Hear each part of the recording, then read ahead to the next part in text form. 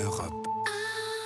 Et Mathieu Noël vient d'entrer dans le studio. Je crois qu'il a un commentaire sur le coup de mou du commerce extérieur. C'est ça, Mathieu, hein? Exactement. Vous êtes Ça venu sera pour ça. l'objet de ma chronique d'ailleurs. Pas du tout. Noël s'en mêle. Mathieu, c'est aujourd'hui la journée mondiale contre le harcèlement scolaire. Oui.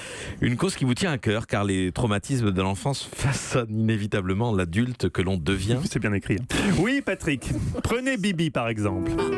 Serais-je devenu cette odieuse boule de vis faisant commerce de sa vilainie si je n'avais pas été humilié à l'école par un instituteur breton acariâtre qui écrivait en marge de mes rédactions ces commentaires glaçants, Arriéré, provincial, ringard.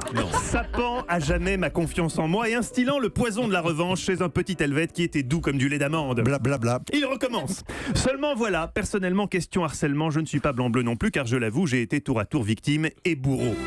Je m'en suis déjà ouvert à vous, mais si avec mes camarades du lycée privé La Châtaigneraie près de Genève, nous avions été un peu moins cons, si nous n'avions pas transformé un de nos petits camarades asiatiques en M géant en l'enroulant de force dans une couette pandipanda avant de le précipiter dans l'escalier au cri de « Roule, rouleau de printemps, roule !»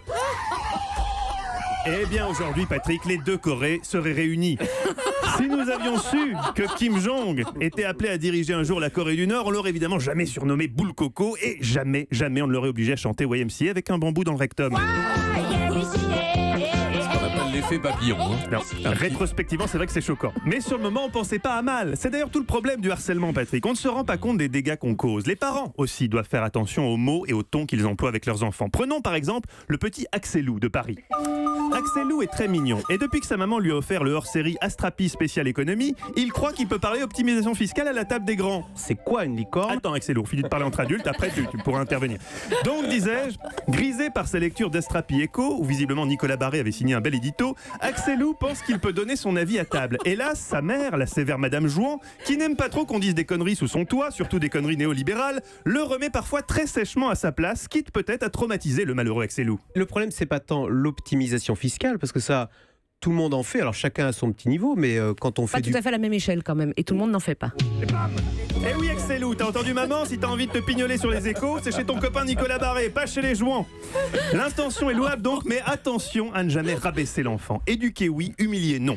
Ainsi, le professeur Gillot, neurologue à Sainte-Anne, en charge des patients devenus monomaniaques après avoir présenté pendant 10 ans le journal du Hard de Canal+. Alors sans contrepétrie, c'est quoi un nœud?